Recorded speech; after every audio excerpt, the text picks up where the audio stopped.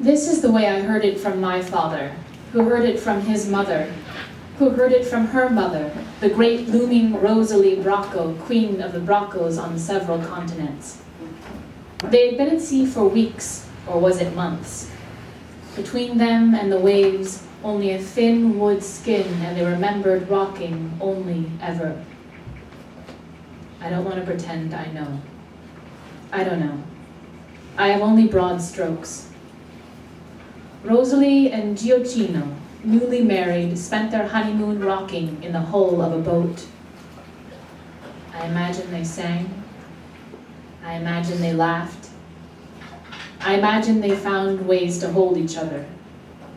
So day after day they fermented in the semi-darkness of that whining barrel, 100 stinking bodies spilling in every corner, thieves and farmers and widows, chickens and pigs, the occasional corpse, and a pregnant woman, 8.5 months ready, dripping white pus from her nipple. An infection, said the doctor, tipping a little more than the rest, as he leaned over the woman to investigate the area, trapping her in his thick breath. Too bad, nothing to be done.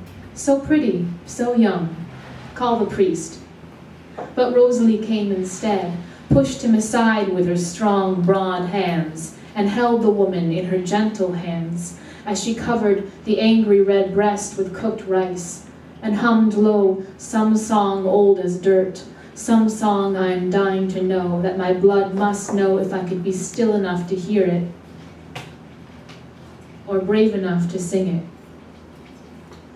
And she removed the rice, and she replaced the rice, and she removed the rice, and she replaced the rice, and she rocked the woman, and she removed the rice, and the boat rocked them both, and she replaced the rice, and the night sank behind them, and she removed the rice, and Rosalie sweat, and she replaced the rice, and Rosalie sang, and she removed the rice, and the woman grew quiet, and she replaced the rice, and she breathed deep and strong as the rice sucked up the poison, and Rosalie piled the wet demon in a small white mound the size of a baby, and lifted her hands and thanked God.